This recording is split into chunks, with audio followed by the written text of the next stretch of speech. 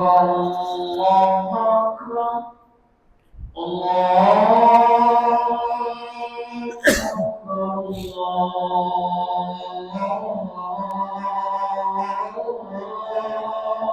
أكبر.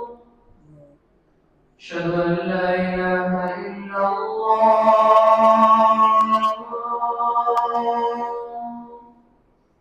أشهد أن لا إله إلا الله.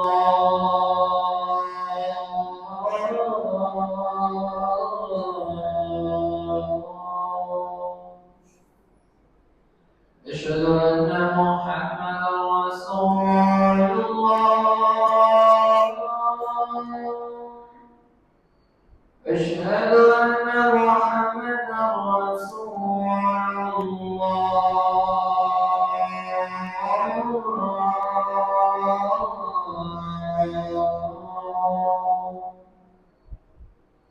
حي على الصلاة.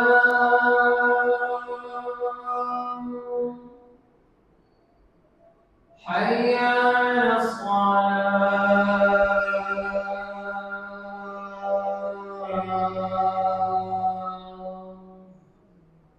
حي على الفلاح. حي على الفلاح.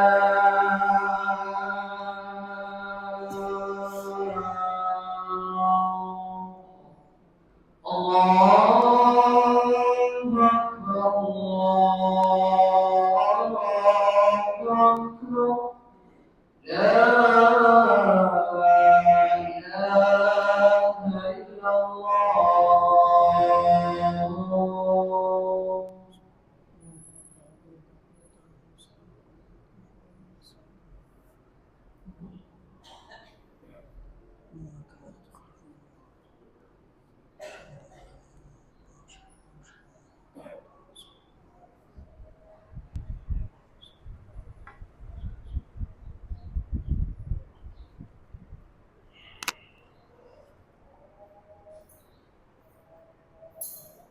إن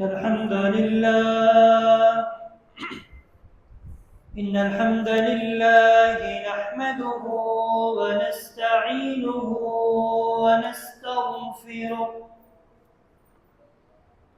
ونعوذ بالله من شرور أنفسنا ومن سيئات أعمالنا. من يهده الله فلا مضل له ومن يضلل فلا هادي له. وأشهد أن لا إله إلا الله وحده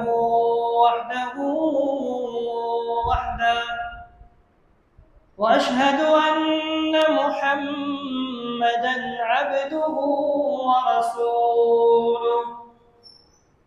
أما بعد فإن خير الحديث كتاب الله وخير الهدى هدى محمد صلى الله عليه وسلم. وشر الأمور محدثاتها فإن كل محدثة بدعة وكل بدعة ضلالة وكل ضلالة في النار. اللهم صل على محمد وعلى آل محمد كما صليت على إبراهيم وعلى آل إبراهيم إنك حميد مجيد. اللهم بارك على محمد وعلى آل محمد كما باركت على إبراهيم وعلى آل إبراهيم إنك حميد مجيد. أعوذ بالله السميع العليم من الشيطان الرجيم من همزه ونفخه ونفثه. بسم الله الرحمن الرحيم يريدون أن يطفئوا نور الله بأفواههم ويأبى الله إلا أن يتم نوره ولو كره الكافرون. وقال رسول الله صلى الله عليه وسلم لا يبقى على ظهر الأرض بيت مدر ولا وبر إلا أدخله الله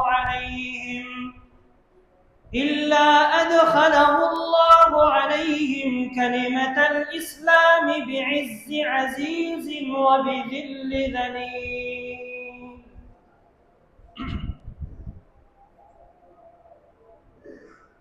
التجا ہے بارگاہ الہی کی، اللہ رب العالمین مجھے 100% حق سچ کہہ سکنے کی، سمجھا سکنے کی اور اس پر ہم سب کو عمل کرنے کی توفیق عطا فرمائے۔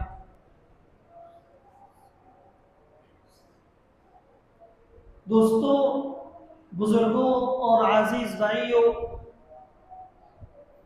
رسول اکرم صلی اللہ علیہ وسلم جس ماحول میں، جس حالات کے اندر، جس فتنوں کی آزمائش کے اندر حق کا اعلان کیا تھا، وہ حالات، وہ ماحول نبی صلی اللہ علیہ وسلم کی بالکل موافق نہیں تھا، یعنی آپ کے بالکل مخالف تھے۔ اور یہ بھی اللہ رب العالمین کا قانون ہے، جب بھی ہدایت پھیلانے کا ارادہ فرماتا ہے تو کسی انسان کو، کسی شخص کو ذریعہ بنا دیتے ہیں اور اس کے ذریعے سے اسلام، دین کی دعوت، قرآن و حدیث کی اشاعت دنیا کے کونے کونے تک پہنچ جاتے ہیں۔ لیکن یہ بھی ایک خطرناک بات ہے، جب بھی کسی علاقے میں، کسی ملک میں گمراہی پھیلتی ہے تو اس کا ذریعہ بھی کوئی بدبخت انسان کوئی برائی کو شروع کرتے ہیں، جس سے پھر یہ برائی کا ارتکاب ہو جاتا ہے اور بڑھ جاتے ہیں۔ تو یہی حالت تھا عرب کے اندر، اور عرب والوں کے ساتھ بھی یہی معاملہ ہوا تھا۔ عمرو بن لحی الخزاعی یہ وہ شخص تھا جس نے سب سے پہلے عرب میں بت پرستی کا آغاز کیا تھا،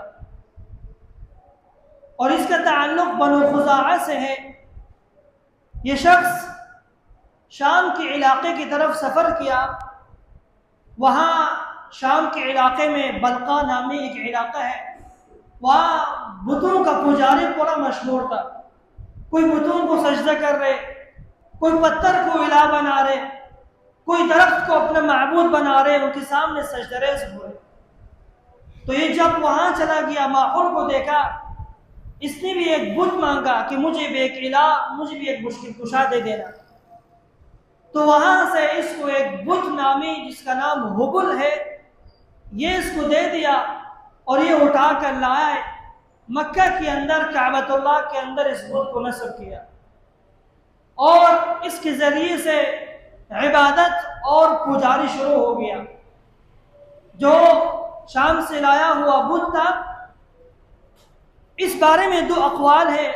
شیخ الاسلام ابن قیم رحمہ اللہ دوسرا قول ذکر کرتے ہیں اس بارے میں کہ اغاثۃ اللہفان ان کی کتاب ہے، کہتے ہیں شیطان اس کے پاس آیا، عمرو بن لحی الخزاعی سے کہا کہ نوح علیہ السلام کے زمانے سے جو 5 نیک انسان وفات پا گیا تھا، تو اس وقت ان کی جو تصویر ہے، ان کا شکل بنا کر انہوں نے اپنے گھروں کی دیواروں کے اندر لٹکایا تھا۔ تو پھر بعد میں آنے والے جو لوگ تھے، ان کو اپنا معبود بنا کر، بت بنا کر ان کا پوجا شروع کر دیا تھا۔ تو اس کے بعد کچھ طوفان آیا تھا، اس طوفان کے ذریعے سے یہ سارے ختم ہو گیا تھا، گم ہو گیا تھا۔ تو اس امام ابن قیم رحمہ اللہ کی بات کے مطابق شیطان اس کے پاس آیا، کہا کہ نوح علیہ السلام کے زمانے سے 5 مشہور بت تھے جو سورہ معارج کے اندر ہے، سورہ نوح کے اندر ہے، یعوث، یعوق اور نصر، یہ کچھ بت تھے. تو یہ مجھے پتہ ہے کہ کہاں دفن کیا گیا ہے، میں آپ کو دکھاتا ہوں، اس کو لے کر آپ ان کا پوجا شروع کر دو. تو اس کو لے جاتے ہیں، اس کو زمین کو کراچ کر کے نکال دیتے ہیں، لے کر آتے ہیں یہ 5 بت، اس کو وہ مکہ کے اندر کعبۃ اللہ کے اندر نصب کرتے ہیں اور پجاری شروع کرتے ہیں. سارا کعبہ والا اس وقت پھر اس بتوں کے پوجے میں شروع ہو گیا. یہاں تک اس بتوں کو تقسیم بھی کیا ہے، 2 بت طائف کے اندر لے گیا، ہر علاقے کے اندر تو پجاری شروع ہو گیا. تو ایسے حالات کے اندر، ایسے ماحول کے اندر اللہ کی رسول صلی اللہ علیہ وسلم نبوت کا اعلان کرتے ہیں کہ میں اللہ کی طرف سے بھیجا ہوا نبی ہوں. آپ نے فرمایا یا ایھا الناس انی رسول اللہ الیکم جمیعا، اے لوگوں میں اللہ کی طرف سے بھیجا ہوا نبی ہوں، سچا نبی بنا کر آیا ہوں. اس وقت ہر طرف سے بتوں کا پجاری شروع ہے. ایسے ماحول کے اندر، ایسے حالات کے اندر نبی صلی اللہ علیہ وسلم اعلان کرتے ہیں انی رسول اللہ علیکم جمیعا، میں سب کی طرف نبی بنا کر بھیجا گیا ہوں. پھر آپ نے فرمایا یا ایھا الناس قولوا لا الہ الا اللہ تفلحوا، لوگوں لا الہ الا اللہ کلمہ پڑھا کرو، کلمہ توحید کا پرچار کرو، کامیاب ہو جاؤ گے. اور آپ کو پتہ ہے جب کسی علاقے میں کوئی توحید کا دروازہ، توحید کا دعوت شروع کرتے ہیں تو اس کو ہار پہنانے کی شروع نہیں کرتے، لوگوں کے اوپر نوٹ نشاور نہیں کرتے، تو ہر طرف سے پتھروں کی برسات شروع ہو گیا. نبی صلی اللہ علیہ وسلم جب دعوت شروع کرتے ہیں، نبوت کا اعلان کرتے ہیں، کہتے ہیں لوگوں کلمہ توحید کا اقرار کرو. ایسے حالات کے اندر تو ہر طرف سے مار پیٹ شروع ہو گیا، ہر طرف سے پتھروں کی برسات ہے، پتھروں کی بارش ہے. آپ صلی اللہ علیہ وسلم کی یہاں تک کہ طائف کی طرف جاتے ہوئے دعوت دیتے ہوئے آپ کو لہو لعان کر دیا ہے. تو ایسے ماحول کے اندر اللہ رب العالمین نے فرمایا یریدون ان یطفئوا نور اللہ، یہ کافر چاہتے ہیں کہ اللہ کا دین بجھ جائے، اللہ کی دین کا جو روشنی ہے یہ بند ہو جائے. لیکن اللہ کا کرنا کیا ہے، وَيَأْبَى اللَّهُ، اور اللہ اس چیز کو ناگوار سمجھتے ہیں کہ دین خاموش ہو جائے، بلکہ وَيَأْبَى اللَّهُ إِلَّا أَن يُتِمَّ نُورَهُ، اللہ کسی بھی ماحول میں، کسی بھی حالت میں اپنے دین کو کامل کر کے رہے گا. تو مشرکین نے شروع کر دیا نبوت کو نیچے لگانے کے لیے، دین کو خاموش کرنے کا ارادہ کیا. اللہ نے آیت اتارا اے نبی یریدون ان یطفئوا نور اللہ، یہ لوگ کوشش کرتے ہیں کہ اسلام کا جو چراغ ہے بند کر دے، لیکن اللہ کا قانون کیا ہے، یہ اسلام کا جو پرچم ہے دنیا کی کونے کونے تک اس کو لہرائے گا اگرچہ کفار کو ناگوار گزرے. اللہ نے فرمایا آگے هو الذي ارسل رسوله بالهدى ودين الحق ليظهره على الدين كله. اللہ رب العالمین نے پیارے حبیب صلی اللہ علیہ وسلم کو دین حق دے کر مبعوث فرمایا ہے، لِيُظْهِرَهُ عَلَى الدِّينِ كُلِّهِ، کہ اس دین اسلام کو باقی سارے دینوں پر کامل کر دے. اس کو وَلَوْ كَرِهَ الْكَافِرُونَ، اگرچہ کافروں پر یہ مشکل گزرتے ہیں، وہ نہ چاہتے ہیں اس چیز کو کہ اسلام کا دین کیوں پھیل رہا ہے. اللہ رب العالمین کا قانون کیا ہے، اسلام پھیلے گا. عزیز بھائیو، اسلام سچائی کے اعتبار سے، دلائل کے اعتبار سے، روشنی کے اعتبار سے ہر وقت غالب رہا ہے. ہاں طاقت کے اعتبار سے، سیاست کے اعتبار سے، تسلط کے اعتبار سے نبی صلی اللہ علیہ وسلم کے زمانے میں غالب ہوا تھا، لیکن بعد میں کچھ کمزوری آ گیا، پھر سیاست اور تسلط کی اعتبار سے پھر دین غالب نہیں رہا. اور انشاءاللہ ایک دن بھی ایسا آئے گا، حضرت عیسیٰ علیہ السلام جب نزول فرمائیں گے پوری دنیا میں اسلام کو پرچم لہرائیں گے، پھر اسلام تسلط کے اعتبار سے، سیاست کے اعتبار سے پھر پوری دنیا میں اسلام پھیلے گا انشاءاللہ. تو اللہ رب العالمین نے یہ آیت قرآن کریم کے اندر 3 جگہ میں ارشاد فرمایا کہ یہ نبی سچے نبی ہے اللہ کی طرف سے، اور دین حق لے کر آیا، اور اس دین کو پورے ادیان میں مکمل کر کے رہے گا. اگرچہ کفار کو ناگوار سمجھے، اگرچہ کفار پر یہ سخت گزر جائے، پھر بھی اللہ رب العالمین اس دین کو کامل کر کے رہے گا. لیکن ایسے ماحول کے اندر، مکہ کے ایسے تنگ حالات کے اندر، ایسے بتوں کے پرچار کے حالات کے اندر اللہ رب العالمین نے اللہ کے رسول کو نبی بنایا، مبعوث فرمایا اور کلمہ حق کا اعلان فرمایا۔ پھر بھی لوگ آتے تھے، اسلام میں داخل ہوتے جاتے تھے، ہر طرف سے لوگ آتے تھے، کلمہ پڑھ کے چھپ چھپ کر اپنے گھروں کے اندر عبادت کرتے تھے۔ اللہ کے رسول کے ساتھ کچھ صحابہ کرام تھے ابتدا میں، لیکن اس حالت میں حضرت ابو ذر غفاری رضی اللہ تعالی عنہ جو قبیلہ غفار سے تعلق رکھتے تھے، اس کو جب خبر ملتی ہے کہ مکہ کے اندر ایک شخص نبوت کا دعویٰ کیا ہے، اس نے کہا اپنے بھائی کو حضرت انیس رضی اللہ عنہ، کہا اے بھائی آپ جلدی مکہ جاؤ اور وہاں پتہ کرو کہ یہ شخص کون ہے جس نے نبوت کا دعویٰ کیا ہے، اعلان کیا ہے، اس کے بارے میں مجھے معلومات چاہیے۔ انیس رضی اللہ تعالی عنہ سواری پکڑ کر مکہ آتے ہیں، نبی صلی اللہ علیہ وسلم سے ملاقات کرتے ہیں، واپس چلے جاتے ہیں، اور جب حضرت ابو ذر غفاری پوچھتے ہیں اپنے بھائی سے کیا ہوا، اس شخص کے بارے میں معلومات کیا ہے، کہتے ہیں بھائی رأیتہ یأمرہ بمکارم الاخلاق، میں ایسے شخص کے پاس سے آیا ہوں جو لوگوں کو اچھا اخلاق کی طرف، اچھائی کی طرف دعوت دیتے ہیں۔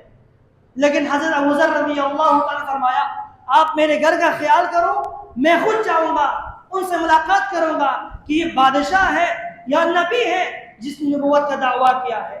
لیکن مکہ کے حالات اس وقت بڑے سخت تھے، کوئی نبی صلی اللہ علیہ وسلم سے ملاقات نہیں کر سکتے تھے، جب بھی کوئی پوچھتے تھے نبی صلی اللہ علیہ وسلم کے بارے میں اس کو پکڑ کر مکہ سے جلا وطن کیا جاتا تھا۔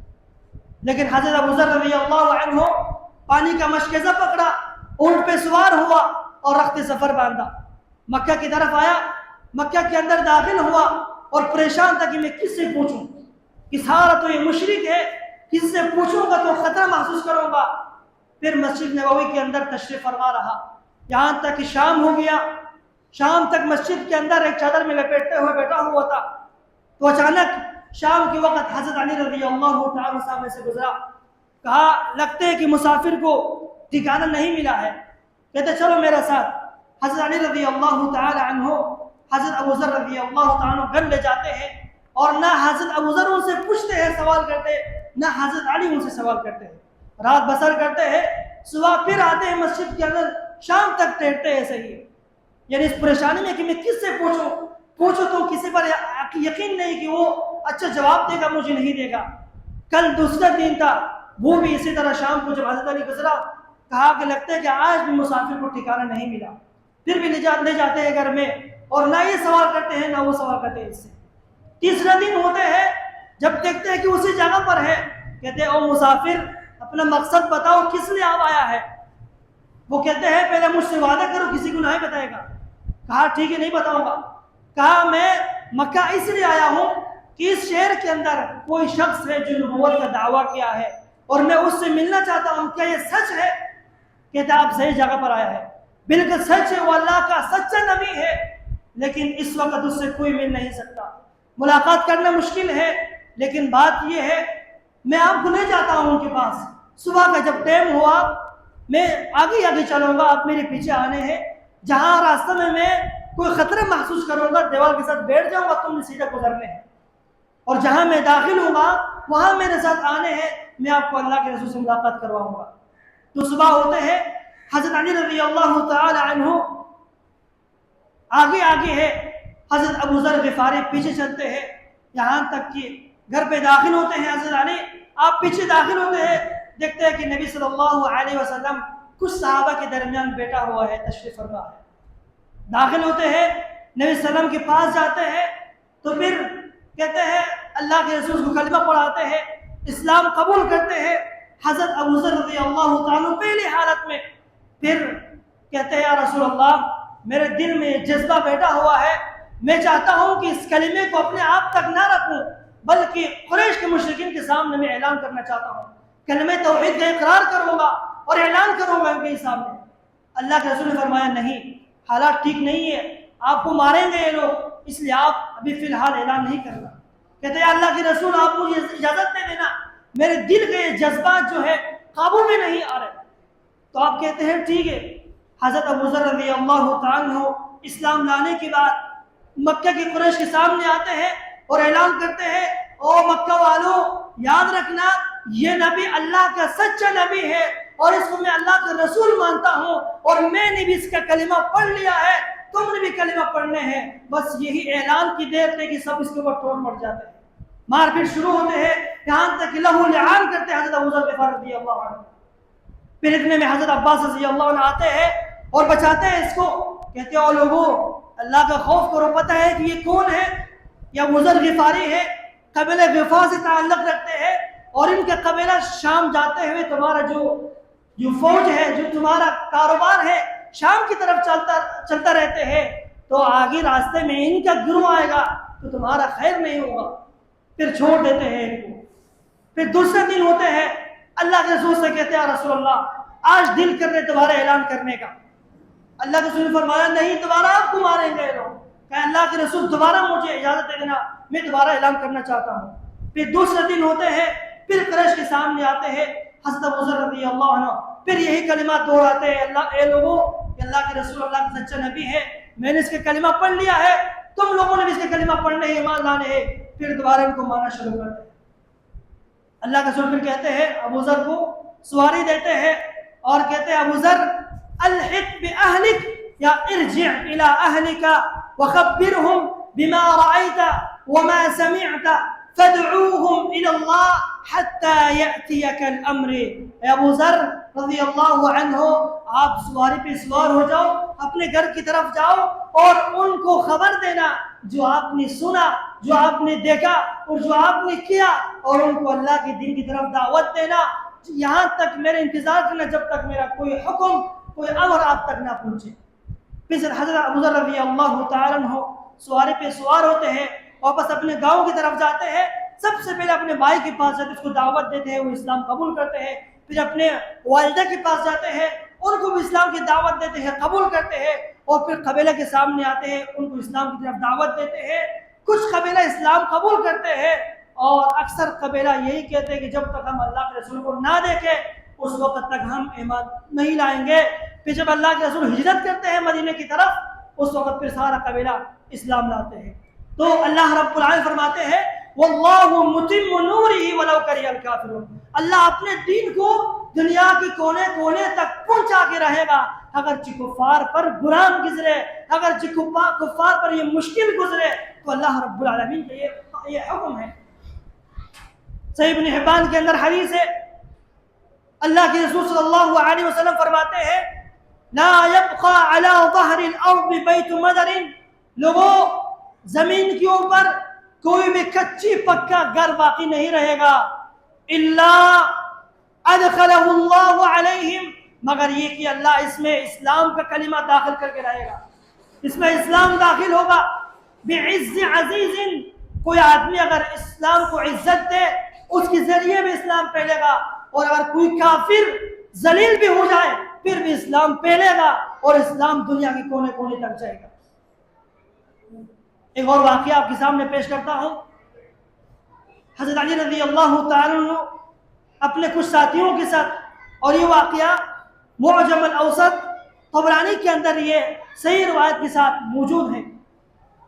حضرت علی رضی اللہ تعالیٰ عنہ کچھ صحابہ کے ساتھ قبیلہ بنو طیب پر حملہ کرتے ہیں۔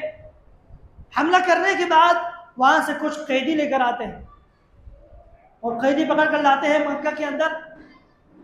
پھر اللہ کے رسول صلی اللہ علیہ وسلم جو سپہ سالار ہے، جو کمانڈر کے طور پر قیدیوں کے سامنے آگے پیچھے جا رہے، تو اس قیدیوں کے اندر ایک نوجوان لڑکی بھی تھی۔ تو وہ نوجوان لڑکی کھڑی ہو جاتی ہے، کہتے ہیں یا رسول اللہ ہلک الوالد وغاب الوافد امن علی من اللہ علیک، اللہ کے رسول میرا باپ ہلاک ہو گیا ہے، مر چکا ہے، اور میرا جو وافد ہے، جو حفاظتی نگران ہے، وہ بھاگ کر چلا گیا ہے، اور آپ مجھ پر احسان کرو، اللہ آپ پر احسان کرے گا، مجھے آزاد کر دو، اللہ آپ پر احسان کرے گا۔ کہا کہ آپ کس کی بیٹی ہے؟ کہا آپ کا وافد کون ہے، آپ کا نگران کون ہے؟ کہا عدی ہے، عدی بن ابی حاتم، جو حاتم طائی بڑا سخی گزرا ہے عیسائی کے اندر، میں اس کی بیٹی ہوں۔ کہا ہاں مشہور سخی ہے جو عیسائی مذہب کا حاتم طائی مشہور ہے، ہر ایک کی زبان میں ہوتے ہیں، اس کا بیٹا عادی جو ہے وہ بھاگ کر چلا گیا ہے اور میں قیدی بن کر یہاں آ چکی ہوں۔ اللہ کے رسول جب یہ بات سنتے ہیں صحابہ کو کہتے ہیں اس کو کپڑا پہناؤ، اس کو لباس دو اور اس کو سواری دو، جا کر اس کے خاندان کو پہنچا کر آ جائے۔ پھر صحابہ کرام اس کو لے جاتے ہیں، اس کو اپنے خاندان میں پہنچا دیتے ہیں۔ اس کے بعد اس کی بھائی کو پتہ چل جاتے ہیں عدی کو، کہتے ہیں کہ میرا بہن جو ہے جیل چھوڑ کر آ گیا ہے حفاظت کے ساتھ، اس کے پاس آ گیا۔ کہا بہن جی کیا آپ کی حفاظت کو، آپ کی عزت کو کسی نے تار تو نہیں کیا ہے؟ کہا او بھائی اللہ کی قسم جتنے میں تیرے چار دیوارے کے اندر تھا میری عزت حفاظت میں نہیں تھا، اتنا نبی صلی اللہ علیہ وسلم کی صحابہ کے درمیان حفاظت میں تھا۔ اسی لیے میں ایسے شخص کے پاس سے آیا ہوں رأیتہ یحب الفقیر ویفک الاسیر ویرحم الصغیر ویعرف قدر الکبیر۔ او بھائی میں ایسے آدمی کے پاس سے آیا ہوں وہ فقیر تنگ دست لوگوں کے ساتھ محبت کرتے ہیں، غریبوں کے ساتھ محبت کرتے ہیں، ان کے سر پر ہاتھ پھیرتے ہیں، اور ویفک الاسیر اور قیدیوں کو آزاد کرتے ہیں، ویرحم الصغیر اور ایسے شخص کے پاس سے آیا ہوں جو چھوٹوں پر رحم کرتے ہیں، شفقت کرتے ہیں، اور ویعرف قدر الکبیر اور بڑوں کی عزت کرنا بہت اچھا جانتا ہے۔ اسی لیے آپ جلدی جاؤ، اگر یہ بادشاہ ہے تو اس سے جلدی ملو، آپ اس دیہات کا جو ہے بڑا مالک بن جائے گا، اور اگر یہ نبی ہے سب سے پہلے جو جائے گا وہ عزت پائے گا۔ پھر عدی جو ہے بن ابی حاتم سفر باندھتے ہیں اور مکہ آتے ہیں نبی صلی اللہ علیہ وسلم کے پاس۔ مسجد نبوی کے اندر نبی صلی اللہ علیہ وسلم تشریف فرما ہے، اللہ کے رسول دیکھتے ہیں، کہتے ہیں عدی اسلم تسلم، اسلام لے آؤ سلامتی پا جاؤ گے۔ عدی نے کہا نہیں اسلام نہیں لاؤں گا۔ پھر محفل ختم ہو جاتے ہیں، نبی صلی اللہ علیہ وسلم کھڑے ہوتے ہیں، اس کا ہاتھ پکڑ کر گھر لے جاتے ہیں، اس کو چلو میرے ساتھ گھر پہ۔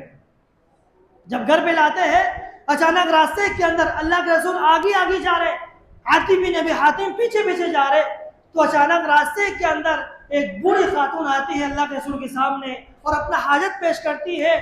جو بھی حاجت اللہ کے رسول کے سامنے پیش کرتی ہے اللہ کے رسول اس وقت تک اس کی بات کو سنتے ہیں جب تک اس کا حاجت پوری نہیں فرماتے، اس وقت تک آگے نہیں جاتے۔ تو عدی کہتے ہیں میرے دل میں یہ بات آ گیا، یہ بادشاہوں کا انداز نہیں ہے۔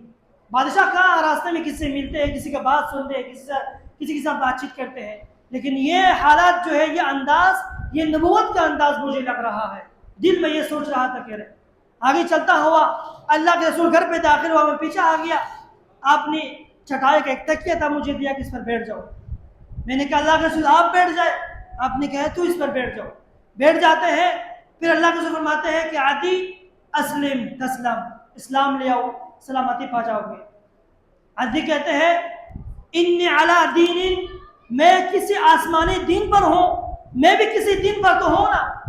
اللہ کے رسول فرماتے ہیں یا عدی انا اعلم بدینک منک، میں تیرے دین کو تجھ سے زیادہ جانتا ہوں۔ عدی پریشان کر کہتے ہیں آپ میرے دین کو مجھ سے زیادہ جانتے ہیں؟ کہا میں تیرے دین کو تجھ سے زیادہ جانتا ہوں۔ الست كنت رؤوسیا تاخذ المرباع، کیا تو رؤوسی نہیں ہے؟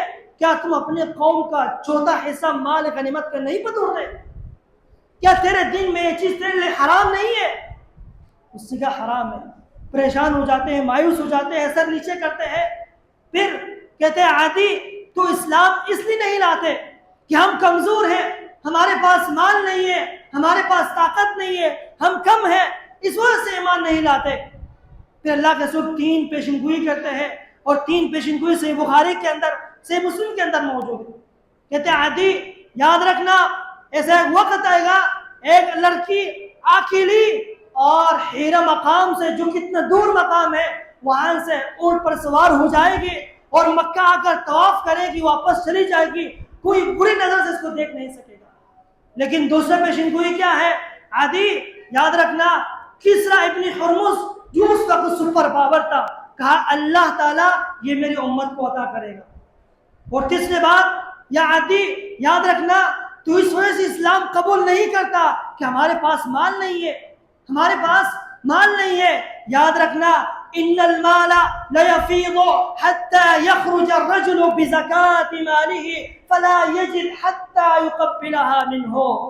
اور صحیح جامع کے اندر صحیح حدیث ہے، آپ نے فرمایا عادی یاد رکھنا ایسا حالت ہوگا، ایسا ایک وقت آئے گا مال اتنے زیادہ ہوں گے کہ پانی کی طرح مال بہے گا، اور یہاں تک کہ لوگ اپنے زکوٰۃ اپنے صدقات پکڑ کر روڈ پہ کھڑے ہو جائیں گے دینے کے لیے، لیکن صدقہ لینے والا کوئی نہیں ہوگا، مال اتنا زیادہ ہوگا میری امت کے اندر۔ حضرت کہتے ہیں میرے دل کے اندر ایمان کا جذبہ پیدا ہوا، میں نے کہا یا رسول اللہ اشہد ان لا الہ الا اللہ و اشہد ان محمد رسول اللہ، کلمہ پڑھ کے اسلام لاتے ہیں۔ اور عادی کہتے ہیں اللہ کی قسم اللہ کے رسول نے 3 پیشن گوئی کیا تھا، وہ تینوں میرے زندگی کے اندر قائم ہو گیا، ہو کے رہ گیا، اور میں نے خود اپنی آنکھوں سے دیکھا کہ ایک اکیلی لڑکی حرا مقام سے اکیلی سفر کر کے مکہ آ کر طواف کر کے جائے گی، اور چلا بھی گیا لیکن کسی نے ان کو چھیڑ بھی نہیں سکا۔ اور دوسرا جو پیشین گوئی اللہ کے رسول نے کیا تھا، کسرا ابن حرمز کو اللہ میرے امت کو عطا کرے گی، اور اس کی فتح کرنے میں میں خود بھی شامل تھا، حضرت عمر بن خطاب کے دور میں فتح ہوا تھا، میں اس میں شامل تھا۔ لیکن تیسرا پیشین گوئی کہ اللہ کے رسول نے فرمایا کہ مال زیادہ ہوگا، اس کے انتظار میں ابھی تک نہیں ہوا۔ اور محدثین کا 2 قول اس بارے میں کہ ایک عمر بن عبدالعزیز رحمہ اللہ کے دور میں، اس کے دور میں مال اتنا زیادہ ہوا کہ عمر بن عبدالعزیز کے دور میں بعض لوگ ایسے تھے کہ زکوٰۃ دینے والا بہت زیادہ ہوا لیکن صدقہ لینے والا بہت کم ہو گیا تھا۔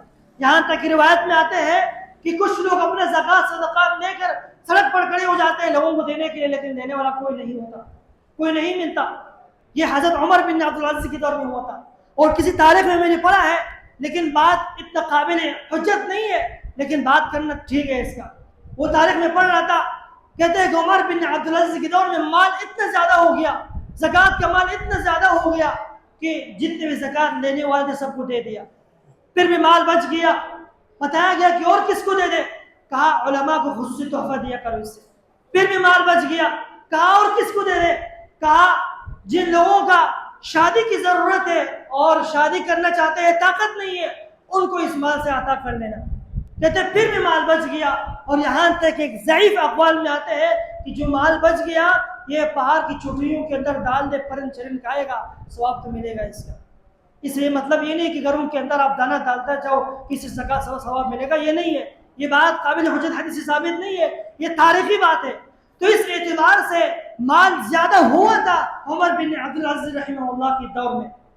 تو یہ اللہ رب العالمین کا ایک حکم تھا کہ ایک وقت بھی ایسا آئے گا، اور عیسیٰ علیہ السلام کے زمانے میں بھی یہی بات ہوگا کہ مال اتنے زیادہ ہوں گے، یہاں تک صحیح حدیث میں آتے ہیں کہ ایک دودھ دینے والی گائے پورے 3 قبیلے کو کافی ہو جائے گی، ایک دودھ دینے والی گائے۔ تو یہ امن آئے گا، یہ سلامتی آئے گا، اس وقت پھر یہ ہو جائے گا۔ تو عزیز بھائیو، ہمیں اس اسلام کی دین ہونے پر ہمیں راضی ہونا چاہیے، ہمیں خوش ہونا چاہیے اس نعمت اسلام پر کہ اللہ نے ہمیں مسلمان بنایا اور ہمیں صحیح عقیدہ دے دیا ہے۔ اور کیا ہو سکتا اللہ ہمیں کوئی ایسے آدمی بناتا کہ جو بتوں کی پجاری کرتے تھے یا قبر کو سجدریز ہوتے تھے، لیکن اللہ نے ہمیں اسلام کی نعمت سے نوازا ہے، ہمیں اس کا شکر کرنے چاہیے، اس کا قدر کرنے چاہیے، اور اس کے ساتھ ساتھ اپنے اخلاق، اپنے کردار، اپنے عادات کو ٹھیک کرنے چاہیے۔ صرف 5 وقت کی نماز پڑھنا، روزہ رکھنا، زکوٰۃ دینا یہ جنت میں نہیں لے جائے گی آپ کو۔ اگر جنت میں جائیں گے تو یہ اخلاق حسنہ کا کردار زندگی میں سب سے اعلیٰ ہوگا۔ آپ نے کئی بار حدیث سنے ہوں گے کہ جنت کے اندر ترازوی اعمال میں سب سے باری چیز وہ کیا ہے؟ اچھے اخلاق ہے، اچھے اخلاق ہے، لوگوں سے اچھا ملنا، لوگوں سے اخلاق سے ملنا، لوگوں سے محبت سے ملنا، لوگوں سے اچھا انداز میں پیش آنا، لوگ آپ سے خوش ہوگا، اللہ آپ سے خوش ہوگا۔ یاد رکھنا ایک جنازہ گزر کے نبی صلی اللہ علیہ وسلم کے سامنے اللہ کا رسول فرمایا یہ جنتی ہے، پھر دوسرا گزر گیا آپ نے فرمایا یہ جہنمی ہے۔ صحابہ نے پوچھا اللہ کے رسول آپ نے کیسے کہا یہ جنتی اور یہ جہنمی ہے؟ سنن ترمذی کے اندر سے یہ حدیث ہے، ایک کے بارے میں بتاتا ہوں، کہتے ہیں جو جہنمی ہے یہ وجہ یہ ہے کہ اس کی زبان سے، اس کی حرکات سے، اس کے اخلاق سے اس کے پڑوسی تنگ تھا، اس کے نمازی تنگ تھا، اس کے سارے احباب تھے اس سے تنگ تھا۔ یاد رکھنا انتم شہداء اللہ فی الارض، لوگوں تم اللہ کی زمین میں اللہ کا گواہ ہو، ایک دوسرے کا گواہ ہو، جس کے بارے میں تم اچھا گواہی دیں گے نا اللہ اس کے آپ گمان کے ساتھ گمان رکھے گا۔